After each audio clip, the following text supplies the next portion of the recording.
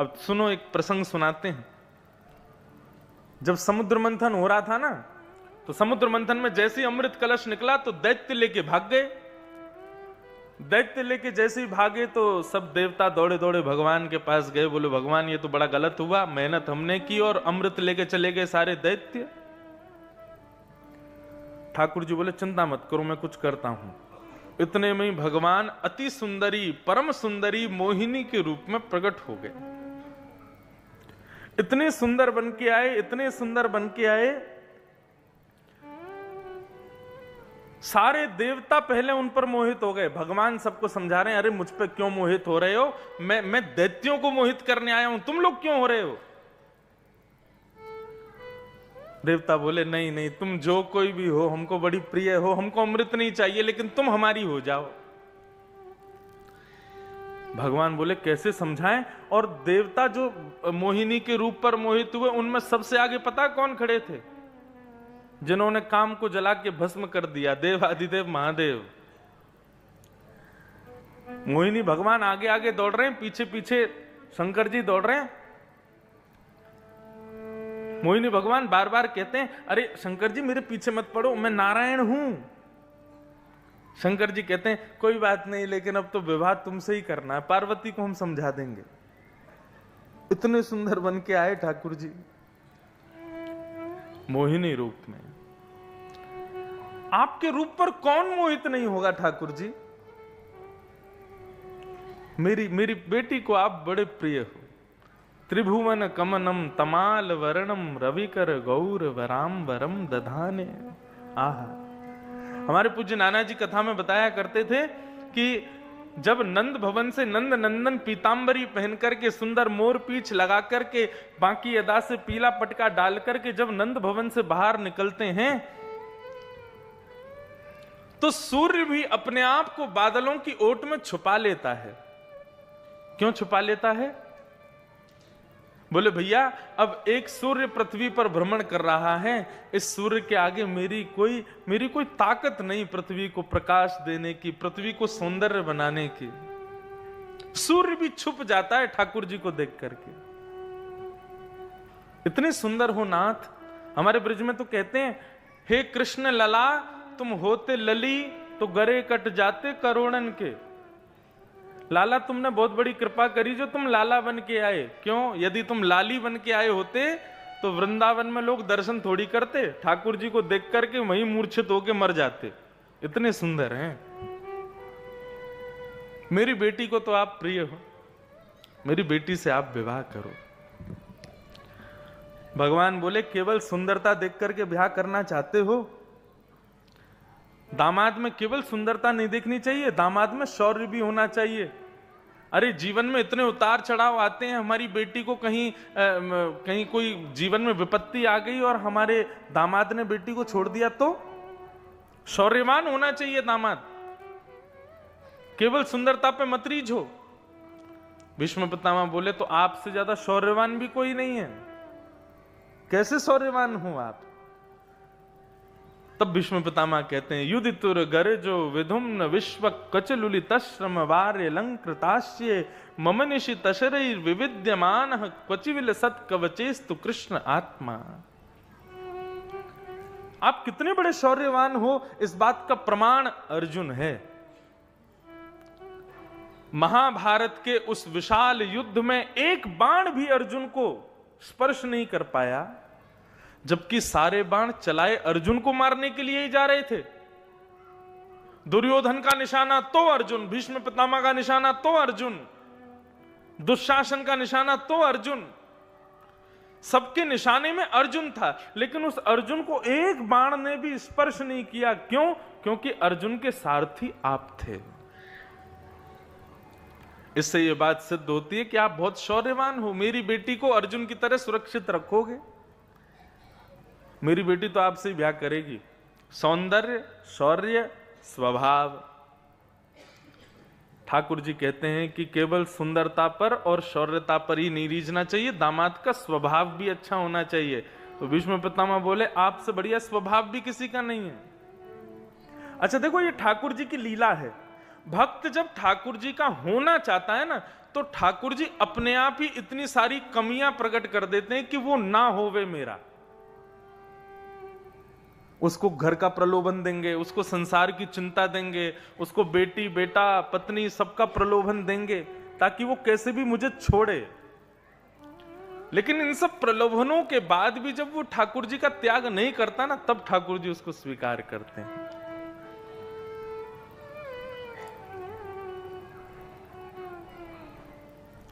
भीष्म पितामह ठाकुर जी से कह रहे हैं, प्रभु आप जैसा स्वभाव भी नहीं है किसी का।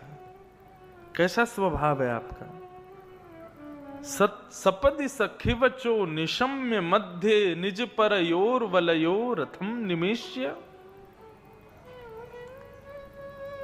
सेनयोर भयोर मध्य रथम स्थापय। अर्जुन ने आपसे प्रार्थना नहीं करी थी कि मेरे रथ को लेकर के उभय सेना के बीच में चलो। अर्जुन ने आपको आज्ञा दी थी, हे योगेश्वर कृष्ण मेरा रथ लेकर के आइए और रथ में बिठा करके मुझे ले चलिए, मैं देखना चाहता हूं मेरा युद्ध किन से होने वाला है। अर्जुन ने आपसे प्रार्थना नहीं की थी, आज्ञा दी थी आपको। और एक सेवक स्वामी को आज्ञा दे रहा है और स्वामी उसका पालन कर रहा है, यह इस बात का प्रतीक है कि आपका स्वभाव बहुत अच्छा है, आप माननीय नहीं हो।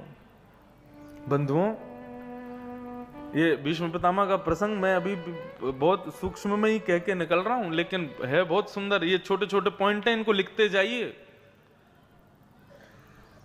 स्वभाव ठाकुर जी जैसा नहीं है किसी का। हम लोग इतने माननीय हैं, 2 मिनट में ही हमको अपने पद के अनुसार यदि स्थान ना मिले तो 2 मिनट में हमको अपना अपमान लगने लगता है, लेकिन ठाकुर जी ऐसे नहीं है। आप जैसा स्वभाव नहीं है ठाकुर जी किसी का। सौंदर्य है, शौर्य है, स्वभाव अच्छा है। और फिर कहते हैं ठाकुर जी कि दामाद प्रेमी होना चाहिए। सब कुछ है लेकिन प्रेम नहीं है तो? भीष्म पितामह कहते हैं आपसे बड़ा प्रेमी भी नहीं है कोई प्रभु। स्वनिगमम पहाय मत प्रतिज्ञा मृत मधि कर तुम वप्लुतो रथस्थ धृत रथ चरणों भयाश्चलद्गु हरिरिवहन्तु मे भंगतो तरीय। ठाकुर जी कैसे प्रेमी। आज भीष्म पितामह याद कर रहे हैं उस स्थिति को, उस भाव को। आपका प्रेम कैसा है नाथ।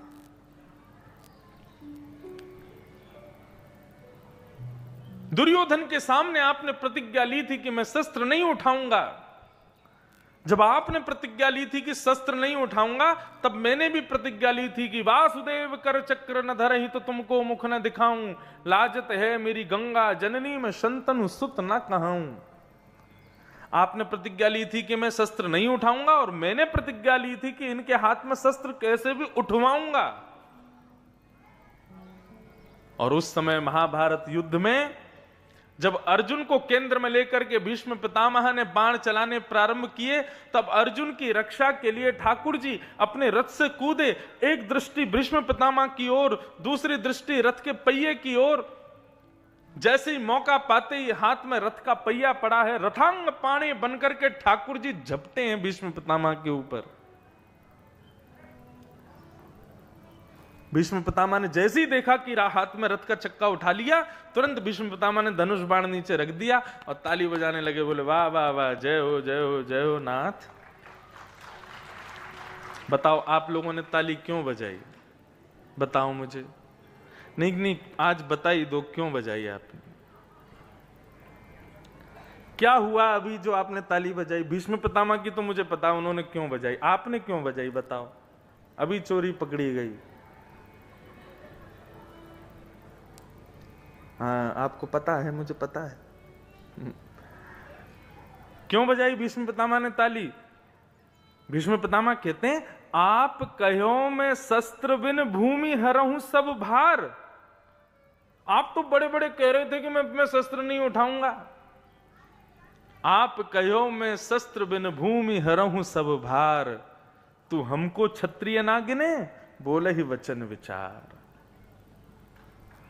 आप तो बड़ी प्रतिज्ञा ले रहे थे कि मैं शस्त्र नहीं उठाऊंगा, मैं बिना शस्त्र के युद्ध करूंगा। ये हाथ में क्या लगा है आपके? भीष्म पितामह हाथ में रथ का चक्का लेके खड़े थे। तभी ठाकुर जी प्रत्युत्तर कितना सुंदर देते हैं। रथ के चक्के को दूर फेंक करके ठाकुर जी कहते हैं, डार चक्र हरिहस पड़ो दियो उत्तर ब्रजराज, आज तजी प्रतिज्ञा मोरी में तोरी प्रतिज्ञा काज। देखो अब जिनको समझ आई उनने बजाई ताली, जिनको नहीं आई वो बैठे हैं। भैया समझदार को इशारा काफी, भागवत इशारे की भाषा है। आजकल वो बात अलग है कि सब कथा सुनना चाह रहे हैं, सब कथा करवा रहे हैं, लेकिन भागवत इशारे की भाषा है, सबको समझ नहीं आती। ठाकुर जी ने रथ का चक्का दूर फेंका और दूर फेंक करके भीष्म पितामह से बोले, पितामह आपने प्रतिज्ञा ली थी कि मैं वासुदेव कृष्ण के हाथ में शस्त्र धारण करवाऊंगा, और यदि मैंने ऐसा नहीं किया तो तुमको मुख न दिखाऊंगा। आपने कहा था यदि वासुदेव कृष्ण ने महाभारत युद्ध में शस्त्र धारण नहीं किया तो मैं किसी को अपना मुख नहीं दिखाऊंगा, यदि लड़ते लड़ते मेरे प्राण भी निकले ना तो मैं उल्टा गिरूंगा, धरती के बल मुख करके गिरूंगा ताकि मेरा मुंह कोई ना देख पाए। ठाकुर जी बोले, पितामह थोड़े ही देर में आपका वध होने वाला है, आपको 1000 बाण लगने वाले हैं, और आपको इच्छा मृत्यु का वरदान है, और आपकी इच्छा मृत्यु यह है कि आप अंतिम समय में मेरा दर्शन करना चाहते हो। यदि मैं शस्त्र नहीं उठाऊंगा तो आप उल्टे गिरोगे, और उल्टे गिरोगे तो मेरा दर्शन कैसे करोगे?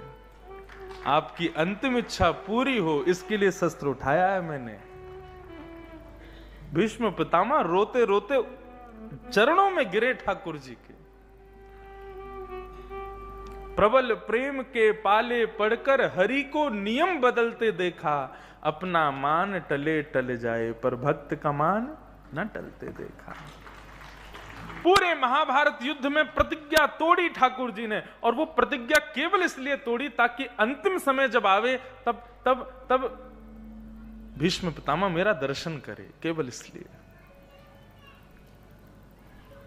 आपके यहां से खीर चोरा गोपीनाथ कितनी दूर हैं?